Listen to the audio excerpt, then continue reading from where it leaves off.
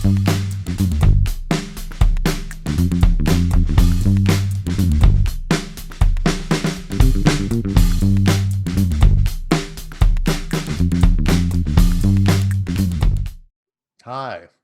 and welcome back to Unplanned, the show about cities and how they work. I'm Sam, your host.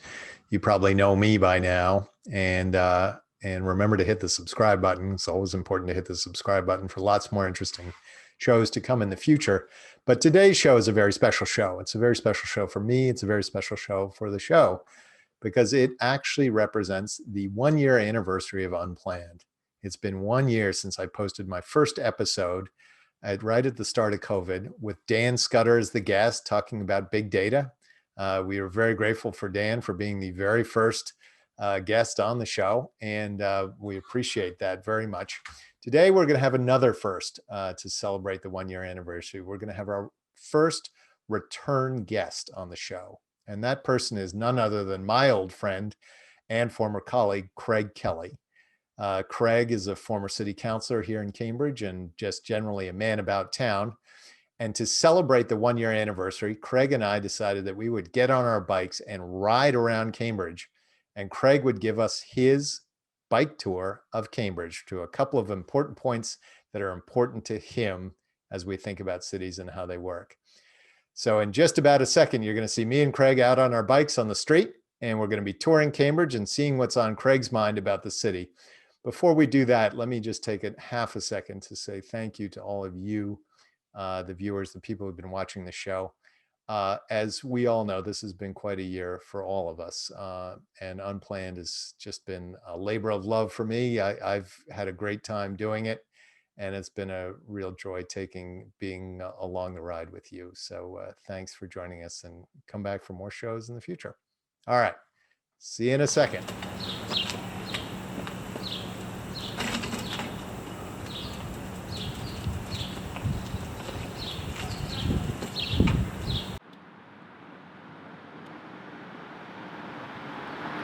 Craig Kelley, how are you, man? Hello, good to see you, buddy. Good to see you. How's everything? Everything is good. Very, very good. Well, let me just welcome you back to Unplanned, man. This is the 1-year anniversary, and I'm so thrilled you were. I'm excited to be here. Who would have guessed what a year could hold? What a crazy year, and you're actually the first. You get the honor of being the first return guest. Oh, perfect, perfect. Well, hopefully that'll prove a bar that people can challenge me.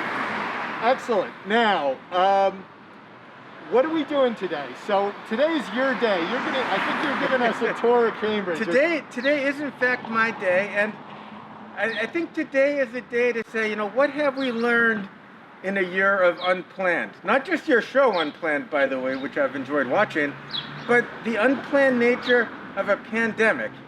And I thought the first place to start thinking about, well, especially with cities, because that's what your show is about, and things that are planned and unplanned, is with libraries. Because if there's one thing everyone understands, it's the schedule and the fines associated with overdue books. Libraries everywhere are becoming resiliency hubs, they're becoming education centers, they're becoming food distribution sites. Librarians, it turns out, are some of the world's most trusted public officials.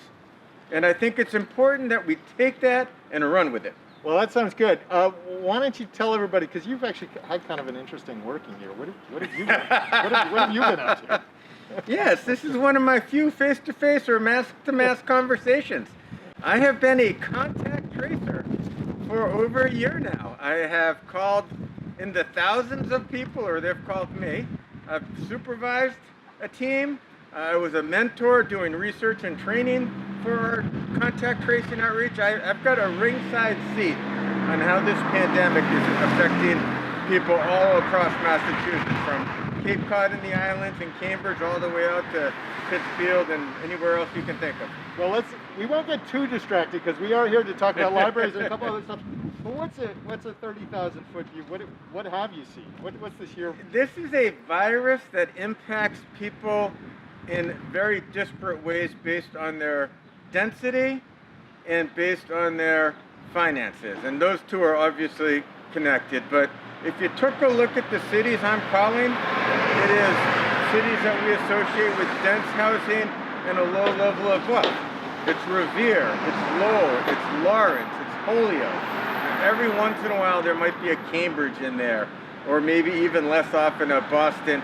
And it's just clear when you talk to people that this pandemic is a completely bifurcated experience.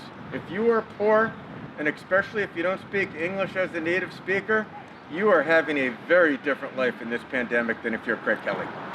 Well, as you the viewers will know, talking with Craig, you can talk about a million things, all with interest and at some depth. But we're not here to talk about COVID. Thank you for updating me on what your year's been on. Let's talk about libraries. Where do you want to start? What are we going to talk about? Right there. A year ago, just at the start of COVID, if you wanted to return a book to the library, you couldn't come here and put your book in the book drop because the book drop was closed. Because back then, we were worried about transmission from COVID or books and all that getting to be a public health hazard. A year down the line, we're teaching kids in school, in person, and yet we still can't return books, static books, to an outside drop box in front of the library. And my point is, this is not how you react to a pandemic. You have to be a lot more interactive and adjust your planning and whatnot. So I think this winds up being a failure of what a true outreach, modified response to really anything should be. And I don't mean to pick on the libraries, because as we'll see, it's the Plains fields as well and so forth. But we don't seem to be learning and thinking as quickly as we need to be truly adaptive to these challenges. And the pandemic's just one example, but when we see other things, whether it's housing or bikes or whatever, the world changes. Government needs to be much better at adapting as those changes happen. So is that sort of the biggest takeaway? Is it something will happen? Nobody predicted COVID except for a couple of public health people. I'm sure I got that wrong, but whatever. And it was a pretty radical change. And the process of changing our systems has been much slower. Is that sort of what? Absolutely. Whether it's licensing for restaurants and outdoor seating, or returning books at the library, or teaching, or really anything else. It hasn't been that the systems have failed, but it's been that they have not adjusted. And so Cambridge, as a wealthy city, managed to stumble on eventually through this, but we're missing vast opportunities to improve what we should be doing. So on a scale of 1 to 10, what is this? This right here is like a 2. 2. We're on to our next place. That's not the libraries, by the way. The libraries are awesome. The book drop, a 2. Where are we going next? I think next we're going to go to the parks.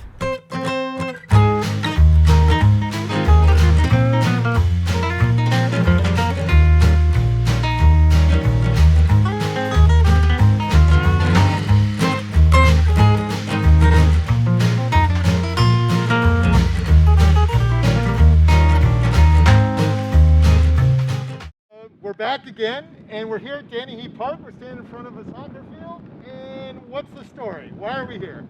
So Danny Heat Park and the parks in Cambridge in general are a different story than the library.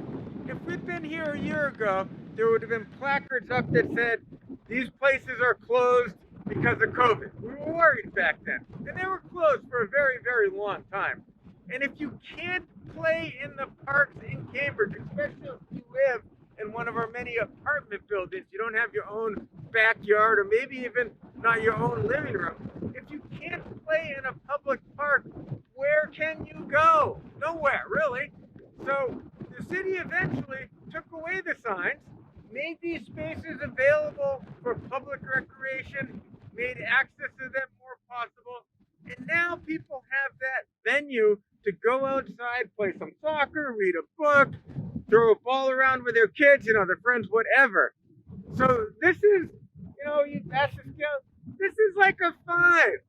The city really started off slow out of the gates, far too slow. You could play golf. Which is a very elite sport, long before you could come play soccer or basketball or whatever on these different fields and courts. However, the city did catch up, and now they're available. So I give it a 5. I give their access here a 5 in terms of it wasn't planned, but we made something happen out of it. So there you go. Once again, unplanned 5 for Danny Heat Park and the city. Where are we going to next, Craig? I think next we go to Mass Ave in between Harvard and Porter. We'll see you there.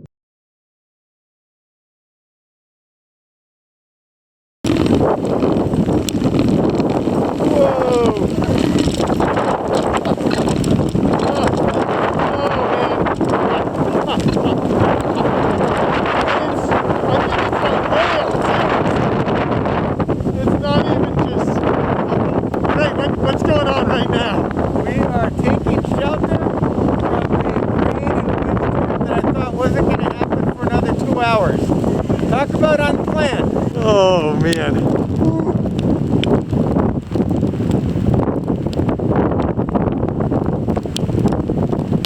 Oh, that is too funny. All right, Craig.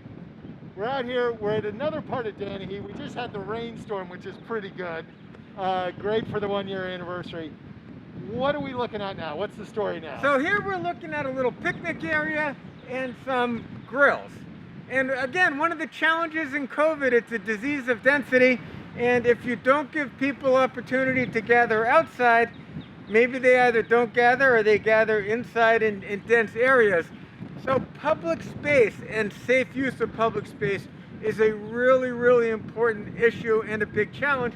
So here the city has kept the benches open and the tables open, which are very far apart, but closed the grills.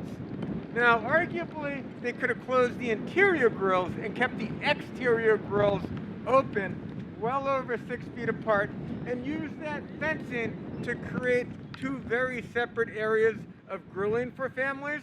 City chose not to do that, and I'm sure they had their reasons.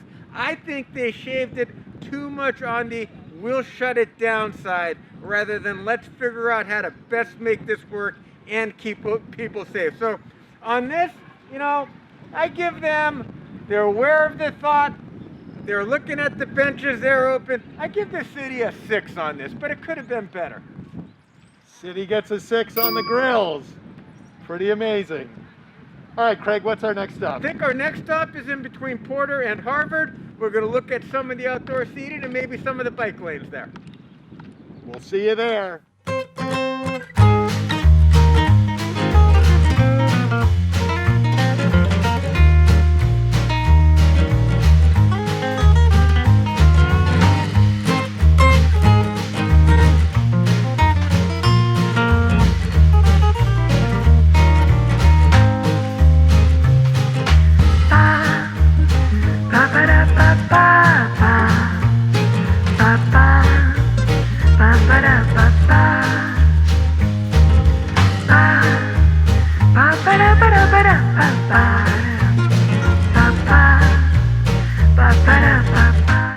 We're on a noisy street corner here on Mass Ave between Porter and Harvard Square.